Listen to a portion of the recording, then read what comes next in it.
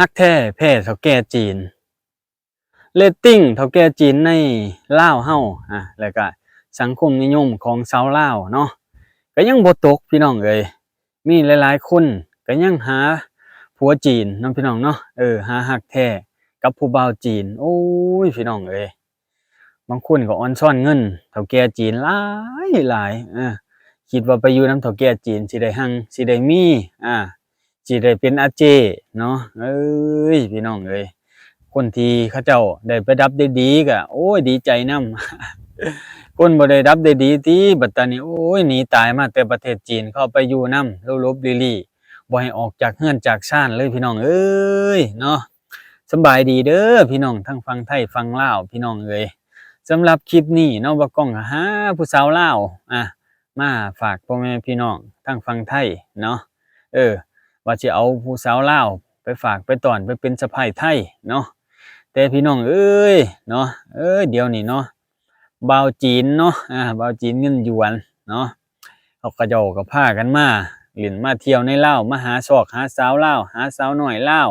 เนาะสาวลาวเป็นตาฮักเป็นตาแพงขาวๆตัวน้อยๆพี่น้องเอ้ยก็ยัง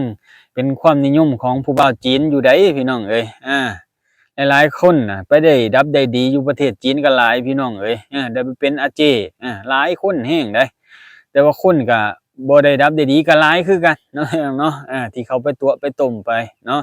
แต่ว่าคนที่ได้ดับได้ดีเนาะบ่ก้องก็เห็นหลายคือกันพี่น้องเอ้ยบางคนก็มาหาคู่หาหยังอยู่ในฝั่งลาวนี่แหละบ่าวจีนก็ได้เนาะสาวลาวบางคนก็โอ้โชคดีได้ผู้ผัวดีเนาะได้ผัวจีนดีบางคนก็ได้ไปหังไปมีก็หลายแห่งได้พี่น้องเอ้ยหลายแห่งได้บ่แม่นว่าจะน้อยๆพี่น้องเพราะว่าสังคมนิยมบางคนนะเขาเดือดร้อนจริงๆโอ้ไปหาซอกหาไปหาเฮ็ดเวียกเฮ็ดการนะที่มีโอกาสจะได้ผัวจีนมีโอกาสจะหังมีกว่าเก่าอยากหลุดพ้นจากความทุกข์ยากบางคนก็ว่าเนาะพี่น้องเนาะอันนี้ก็บ่ได้โทษเพิ่นเนาะคนที่เพิ่น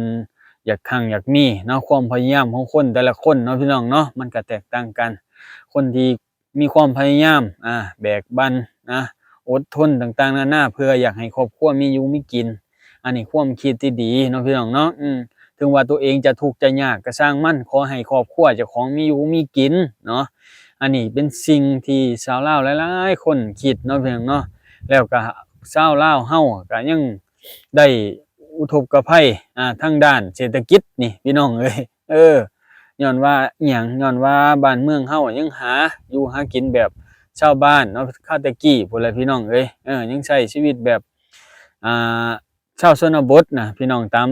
พี่น้องเห็นนั่นแหละก็หาอยู่หากินแบบธรรมชาตินี่ยามเฮ็ดนาก็เฮ็ดนาเฮ็ดบางคนก็เฮ็ดนาพอได้อยู่ได้กินบัดตาเอาเงินใช้ไปเฮ็ดไปสร้างบัดตานี่แม่นพี่น้องบางคนก็ไปเฮ็ดปลูกสวนเฮ็ดหมอกเฮ็ดมันก็เฮ็ดพอได้อยู่ได้กินเฮ็ดไสแล้วบัดตานี้เอาเงินใช้แล้วไปเก็บไปกำจะเฮ็ดเรือนเฮ็ดซ่านสมมุตินะพี่น้องสมมุติซื่อๆที่บ่ก้องบอกมาแต่บัดตานี้คนเฮาคิดก้าวข้ามชีวิตตัวเองคือบางคนไปเฮ็ดเวียกเฮ็ดงานอยู่ฝั่งไทยแหน่บางคนก็ได้เนาะบางคนก็ไปเฮ็ดงานที่บ่อนที่เมืองที่เขาจะเจริญเมืองที่เป็นเศรษฐกิจเมืองที่เป็นค้าเป็นขายคือในสามเหลี่ยมบ่เนาะพี่น้องเนาะสามเหลี่ยมทองคำพี่น้องคงสิฮู้เนาะแถวบ่แก้วพู้นแหละเนาะเป็นเมืองเศรษฐกิจที่นักท่องเที่ยวจีนมาเล่นมาเที่ยวที่เขาเจ้ามาลงทุนเนาะพี่น้องเนาะว่าจังซี่ซะเนาะก็มีหลายคนเด้เนาะพี่น้องเนาะที่ไปเฮ็ดเวียกอยู่ทางพุ่นเนาะพี่น้องเนาะไปมีหลายอาชีพนะพี่น้องบ่ก้องก็บ่อยากผู้ใดก็ฮู้คือกันแหละเนาะถ้าว่าไปพุ่นนะว่าเฮ็ดเวียกเฮ็ดการอีหยังแน่เนาะ บางคนน่ะได้ไปได้ผัวทางนั้นน่ะโอ้ยบางคนน่ะรวยได้พี่น้องเอ้ยแต่ว่ารวยบางคนก็รวยแต่บ่ดนเนาะทราบบ่กองเห็นเด้ในข่าวรวยแต่บ่ดนเนาะไว้ที่แรกก็คือแหละเพราะว่าเขาก็เอาอกเอาใจแหละเนาะบัดตานี้อยู่ไป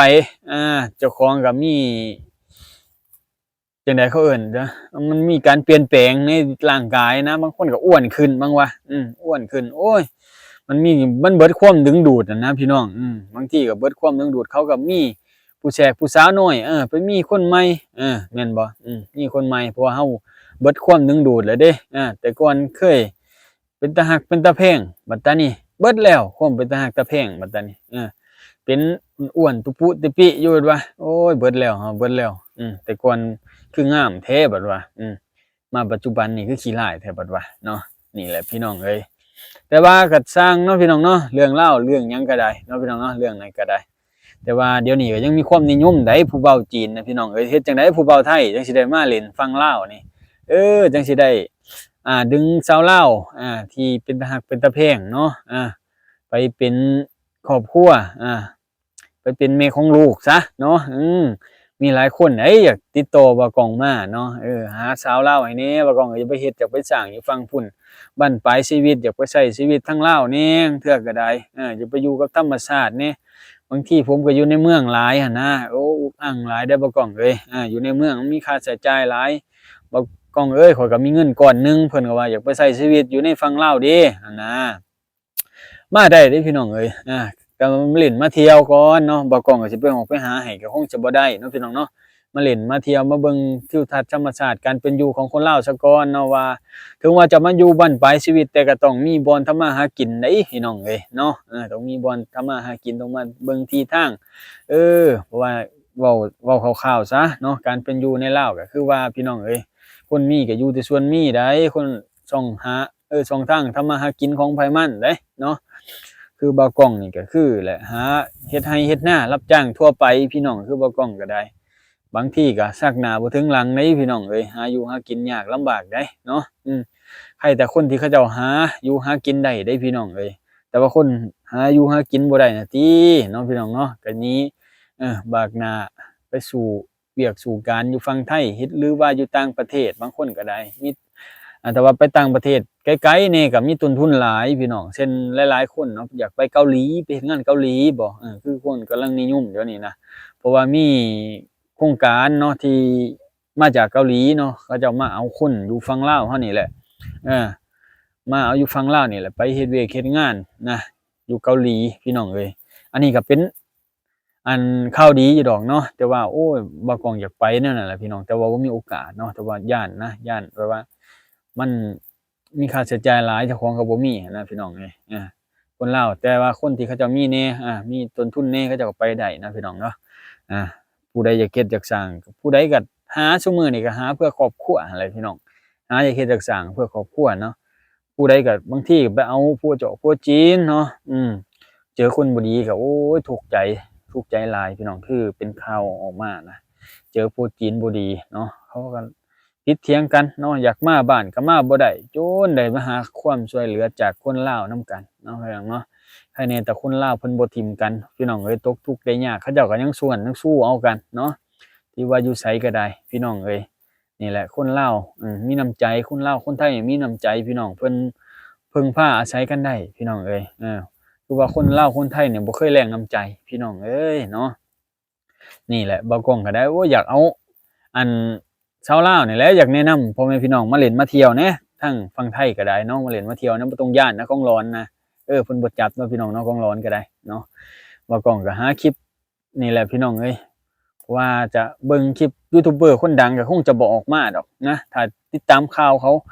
ว่าเขาสิเว้ากันจังไดเนาะเขาสิเฮ็ดกันจังไดเรื่องราวเรื่องนี้บ่าวกล้องก็บ่จักเนาะแต่ว่าเรื่องชาวลาวเฮานี่โอ้พี่น้องเอ้ยจะไปเป็น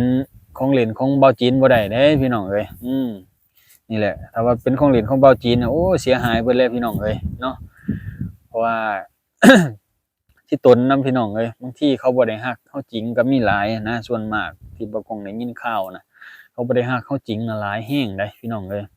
ถ้าเขาฮักเฮาจริงนะใครแน่อยู่ยันแต่เขาบ่ฮักเฮาจริงอะติเนาะ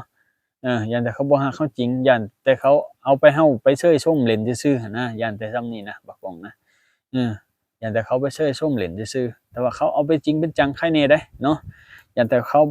เอาแบบแค่เอาเล่นๆลางเทื่อเขามาเล่นมาเที่ยวซื่อเอามาเล่นมาเที่ยวไปเป็น